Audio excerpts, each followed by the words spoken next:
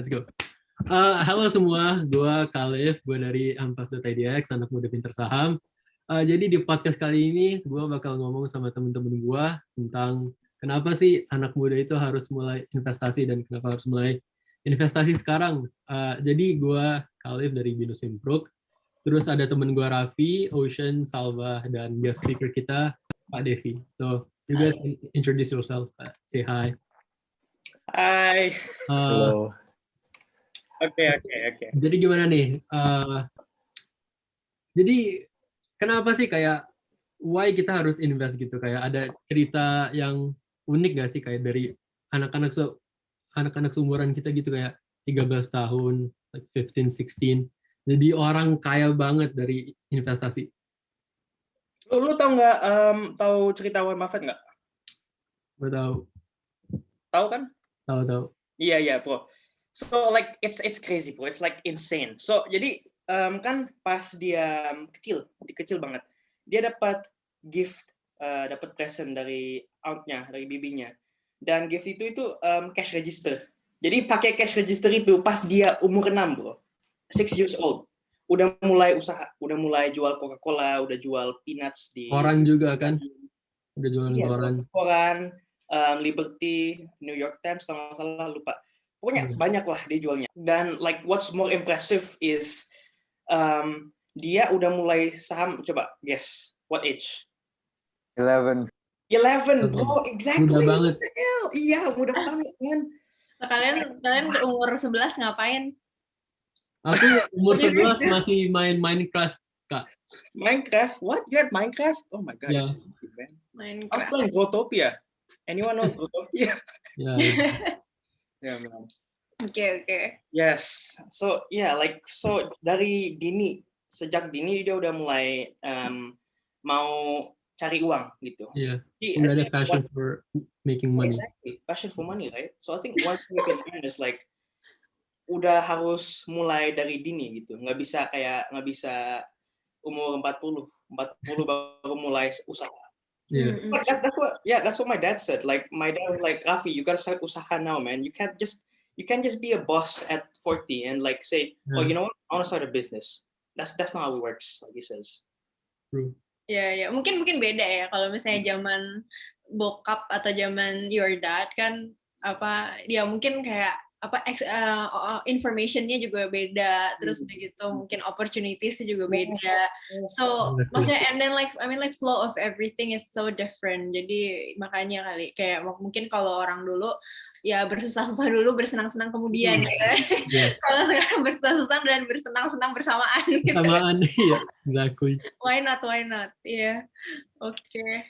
So ini kita mau nanya nih ke Kak Devi. Kan Kak Devi ini kan ex-banker di Goldman Sachs kan, terus kayak keren banget tadi di Goldman Sachs, the top of high finance. Terus kayak pernah work at a hedge fund gitu kan. So kenapa sih kayak buat anak seumuran kita nih kayak perlu invest sekarang dan kayak ngeh sama financial literacy gitu? Apa sih pentingnya and the benefit-nya? Iya, I think kayaknya kalau ngomongin soal financial literacy sih, jujur sih kayaknya harusnya sih nggak mengenal umur ya gak sih? Like, everyone can start. Apalagi yang tadi gue udah bilang kan, misalnya sekarang ini kan flow of information gampang banget, everything is just a Google click away gitu. Jadi, tapi at the same time jadinya tuh kayak you guys have, or kita lah ya, kita jadi dapet banyak banget informasi gitu. Nah, banyaknya informasi ini menurut gue sih kayak plus and minus ya. Plusnya jadi banyak pilihan, minusnya jadi kebanyakan pilihan. Gitu kan. Jadi maksudnya tuh kayak sekarang aja nih kita mau beli makanan, itu ada Grab, ada Gojek, macam-macam gitu, and everyone with their GoPay, OVO Pay, dan segala macamnya, right? Nah, like all of us nih misalnya mungkin we're still maksudnya in a way kan depending on our parents gitu kan. Nah, berarti kan misalnya nih kita dapat allowance seminggu berapa gue nggak tahu sih kalian dapat allowance atau enggak gitu atau kayak free flowing money I don't know, cuman pasti kan generally ada dapat lah allowance gitu kan. And then kayak misalnya like how are you gonna decide gitu, berapa taruh di GoPay, berapa taruh di OVO Pay gitu aja kan, terus berapa mungkin taruh di mana, itu aja udah a lot of choices. Nah nanti imagine lagi kalau misalnya udah kerja kita ada kayak pension fund kan, BPJS mungkin ya kalau di Indonesia kayak BPJS gitu. Nah terus belum lagi ada credit card kan juga kayak maksudnya sometimes it's just a click away, kita mau belanja di Amazon mau di mana semuanya juga very very easy kan, kayak almost no boundary gitu, kita udah nggak pegang lagi tuh uang cash. Nah giliran kayak misalnya udah nggak pegang uang cash, itu tuh kayak mau keluarin duit tuh berasa kayak duit monopoli gitu loh, kayak maksudnya meaning kayak nggak berasa gitu kita keluarin duit. Kayak misalnya kita ngomong nih kayak oh iya nih kemarin gue invest di A, invest di B gitu, terus udah gitu lost money berapa, kita masih bisa ketawa-ketawa kan, cause it doesn't feel real tuh gak sih? Iya kan, kayak oh ya gue lost 10 juta kemarin atau lost berapa gitu, kayak it's just like yeah it's big money, tapi kayak kita nggak berasa.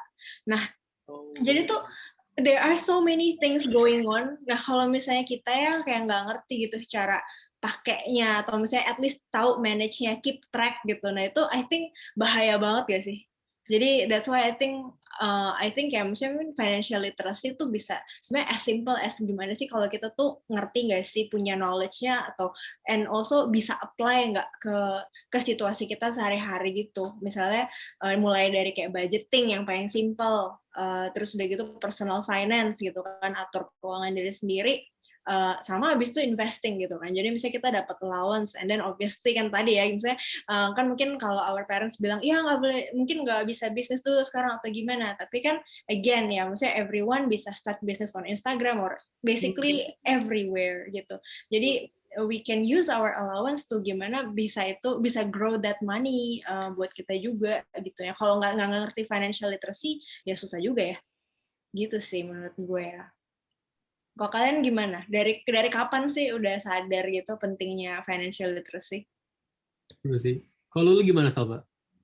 Well, sebenarnya gue begini sih. Kan of course when you grow up like there are more things you want.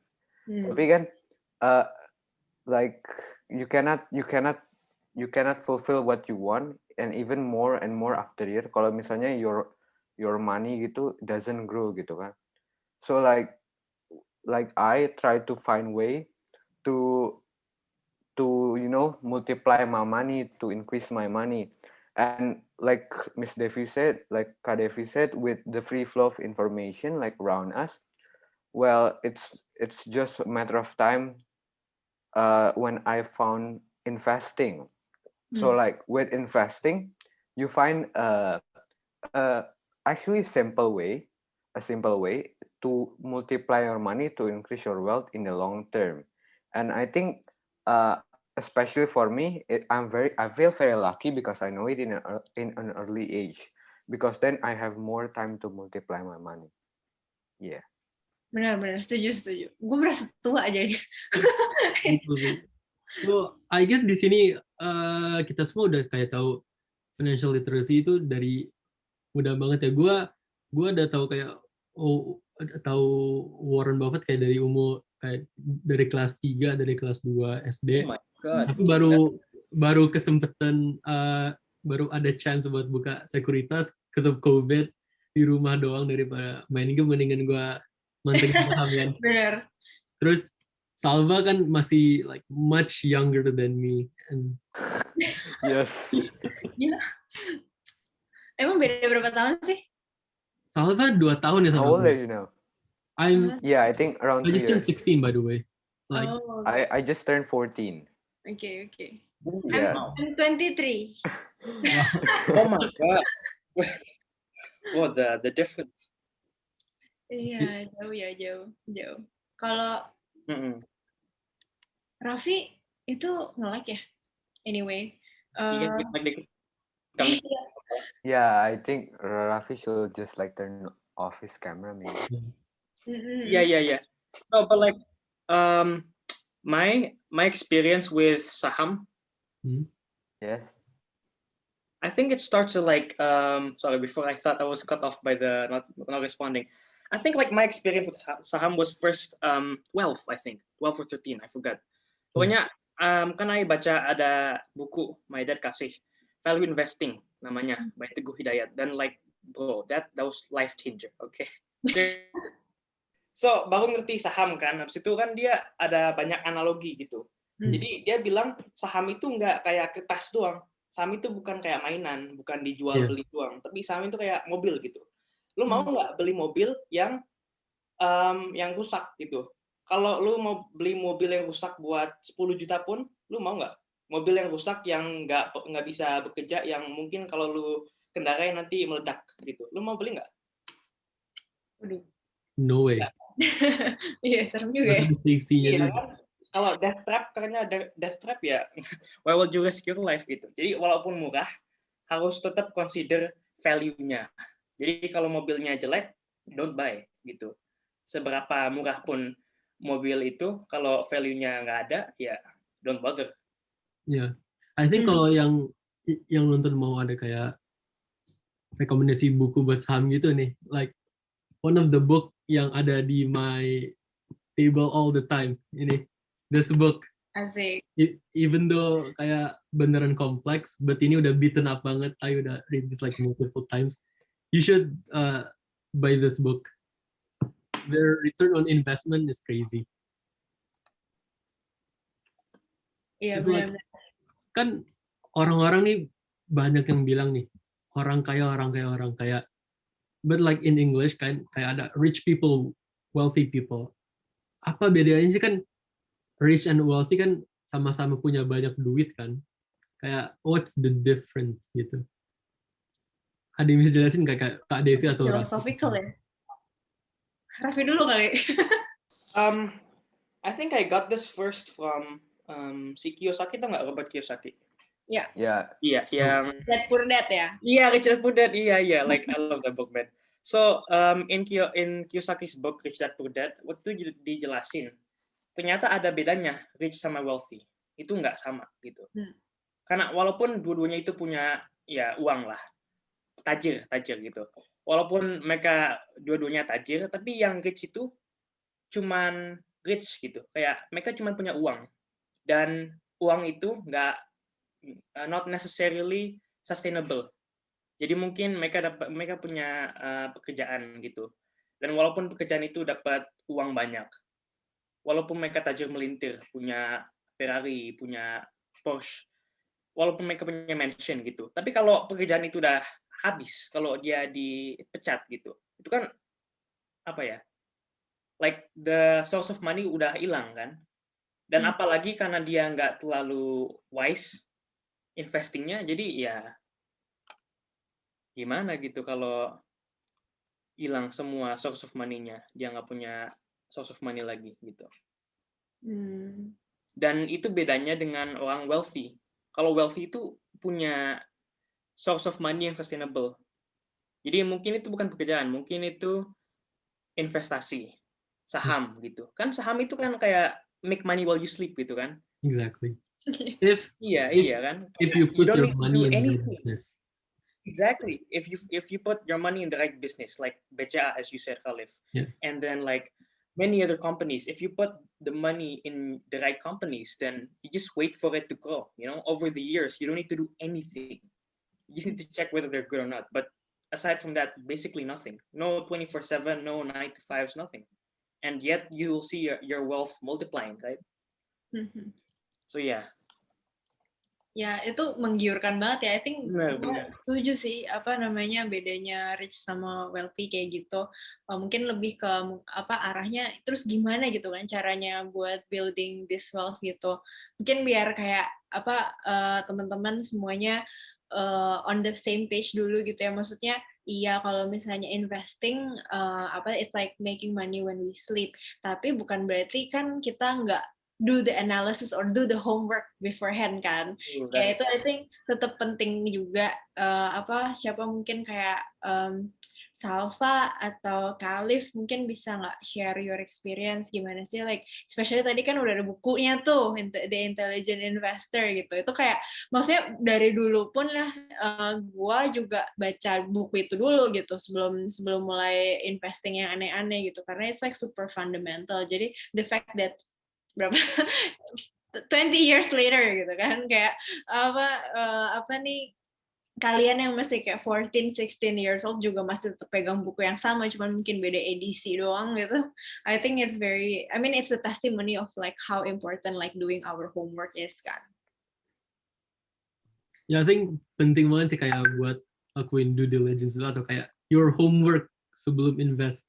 Karena kayak kalau kita taruh, misalnya kita nih udah lakuin research yang dalam banget, kayak kita tahu bosnya siapa, kita kenal siapa yang run the business, kita tahu produknya gimana, kita tahu business modelnya gimana, terus kita tahu the economic of the business, itu pasti kita kalau taruh our money di sana itu kayak tenang banget kan, kayak oh we know that the value of the company misalnya 1.000 per saham, terus the company masih kayak 500 per saham, itu kita kayak tenang banget, kita gak usah harus pantengin tiap hari, malah kalau turun kita beli lagi. Beli lagi. Dan kayak I think ya, Seth Klarman, one of my favorite investor, itu bilang investing is the crossroad between psychology and sciences. Karena kan like I think the sciences itu yang the easy part, kayak lakuin DCF, like reading annual reports, statement gitu-gitu kan, itu semua orang juga bisa kan. Tapi bisa nggak you taruh money you waktu semua saham ARB? Kayak auto reject bawah buat yang nggak tahu ya. Iya, kayak bisa nggak you taruh duit you, let's say 10 juta, 20 juta, waktu saham you itu udah minus 25%, you berani masuk lagi nggak? Ya, kalau tapi ini sih mungkin gue mau sorry. Mungkin sebelum kita kemana-mana, gue cuma mau ngasih tau aja, maksudnya mungkin ngelurusin juga gitu ya, kayak oke, misalnya nih udah down 25%, tapi at that time kayak kita tetap harus kayak analyze the situation gitu, apakah ada yang berubah atau enggak gitu kan, jangan sampai kayak maksudnya tuh udah it's down 25%, terus kayak oke, lu berani nggak? It's like about challenging ourselves gitu kan, which is kind of mungkin sebenarnya seru, tapi at the same time may not be wise juga gitu. Jadi kayak mungkin tetap harus cek kali ya, mungkin situasinya kayak gimana gitu sebelum kayak ya it's not just about kayak lu berani atau nggak, bukan cuma itunya aja kan. Thesis-nya harus dicek terus menerus. Right. Kayak when the stock goes down, do more work. Kalau thesisnya masih sound, masih bagus gitu, ya just buy more. Ya, oke. Lu gimana, Salva? Yes, I think talking about like doing analysis, because there's this anomaly in the market. So itu yang namanya gitu Mr. Market. So Mr. Market ini basically itu seorang sosok imajinatif lah. Tapi pada dasarnya Mr. Market ini yang on the short term menentukan harga, misalnya kalau dalam saham perusahaan yang kita miliki begitu. Dan kadang-kadang gitu misalnya di tiap hari gitu atau tiap minggu, tiap bulan, Mr. Market ini suka ngaco gitu. Yang misalnya sebenarnya kita punya misalnya mobilnya ini harganya 1.000 gitu. Tapi karena dia lagi pesimis, dia menawarkannya harga 500. Tapi kan untungnya kalau kita melakukan analisa itu, kita tahu sebenarnya harga fair-nya itu, harga aslinya itu setelah analisis 1.000. Jadi kita walaupun misalnya turun gitu, kita belinya di 500, turun ke 400, tapi kita tenang-tenang aja gitu. Karena kita tahu dia harga fair-nya 1.000. Dan misalnya nanti dia juga naik ke 1.500 gitu atau ke 2.000, kita tahu harganya itu sudah terlalu mahal, kita udah punya share-nya gitu. Nah, itu kan jadi kita tahu kapan untuk menjualnya juga. Jadi itu pentingnya analisis supaya kita tahu fair value-nya dan bisa menghiraukan the daily volatility of the market-nya. Gitu. Oke, gila nih kayaknya banyak banget yang bisa didiskus ya untuk apalagi masuk analisa. Mungkin nanti kita di next episode, so like stay tuned, right? Focus on the analysis. Yeah. The last topic nih yang pengen kita ngomongin. Gimana sih kayak, kan kita udah ngomong kayak start. Caranya kan masih muda. Apakah harus kayak nunggu allowance terus di save, kayak mungkin bisa di start dari Salva dulu deh, paling muda kan soalnya. Lu mulai gimana? Kayak Iya. cara lu mulai aja deh dulu gimana? Sebenarnya cara untuk mulai, maksudnya dalam hal motivasi itu, apalagi untuk kita yang muda sebenarnya cara yang salah satu yang paling gampang itu misalnya gini, misalnya kita mau beli sesuatu nih, misalnya kita mau beli jam, misalnya kita mau beli sepatu, eee, tentu kan pertama kita lihat dulu harganya berapa, oh misalnya harganya 5 juta atau 10 juta. Terus, Mahal banget. ya itu kan mahal kan, nggak mungkin kita beli di saat itu juga. Jadi istilahnya ada nabung kan. Tapi kan selain nabung juga kalau misalnya kita sudah bisa belajar atau sudah paham investasi, itu banyaklah tool-tool di luar sana yang bisa ngitung gitu kira-kira kita butuh untuk dapat segini dengan return yang average gitu, kira-kira butuh berapa lama. Nah, dari situ kan kita kira-kira tahu gitu, kita perlu nabung misalnya tiap bulan berapa. Misalnya kita mau beli ini nanti pas lulus, misalnya saya sekarang kelas 9, saya mau beli ini pas nanti lulus SMA. Berarti saya punya waktu 3 tahun. Jadi misalnya 10 juta, anggap dengan return X gitu, return tertentu, saya perlu investasi 100.000 gitu per bulan. Nah itu jadi dari daily allowance saya bisa sisihkan uang supaya weekly itu saya bisa masukin uang saya ke investasi dan uang saya akhirnya bertumbuh. Sehingga pada akhirnya pas kita mau beli itu di kelas nanti pas lulus itu sudah bisa. Jadi untuk dari yang teman-teman yang masih muda di sini, salah satu cara yang paling mudah untuk motivasi sih dari barang-barang yang kita mau. Gitu sih. Very practical.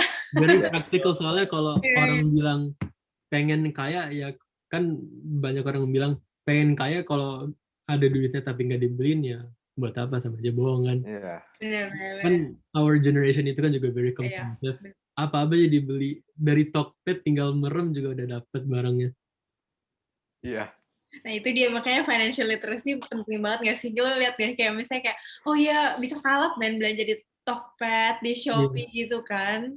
Terus sale-nya juga setiap hari pun ada Every sale. day low Menggiurkan price. banget. 40%, 60%. Apa aja diborong. Benar. Raffi gimana, Raf? Iya. So I think it goes back to like what you said, Kak Devi, yang pas Kak Devi bilang kayak main monopoli gitu. Kayak rasanya kayak game, kayak permainan doang kan, nggak ada konsekuensi benernya. Iya. I think that's what financial literacy can help solve gitu. More awareness on where you're spending your money. Tapi kalau dari segi habit sendiri gimana? Especially buat youth ya, yang masih belasan gitu. Segi habit, Salva, do you want to talk about this or shall I talk about this? You can talk about it. I'll add it kalau misalnya ada yang I can add. Sip. I think habit apa ya? Seperti yang Salva bilang tadi, kayak weekly dia sisihkan 100.000 untuk saham kan. Jadi weekly dia add ke portofolionya dia. Jadi selalu tumbuh gitu, selalu menumbuh portofolionya dia. Jadi pas nanti 3 tahun ke depan, pas dia mau universitas, dia kan udah punya uang sendiri kan, uang yang dia sudah investasikan, nanti kan udah multiply gitu. So yeah, I think what you said about habit, habit itu penting. Soalnya kita nggak bisa expect jadi kaya, cuman invest 1 juta hari ini dan nggak pernah invest selama hidup kita selamanya. Kan itu kan kayak what the hell kan, itu nggak not the way to be rich gitu. Iya. Kalau mau kaya pasti harus konsisten lah. Konsisten dalam habit investing, konsisten dalam habit financial literacy. Pokoknya konsistensi itu kunci. Right. I guess in this case berarti investing juga mesti konsisten ya. Jangan lagi invest atau lupa lagi ada posisi apa gitu kan. Gue jujur ya, gue pernah lupa loh.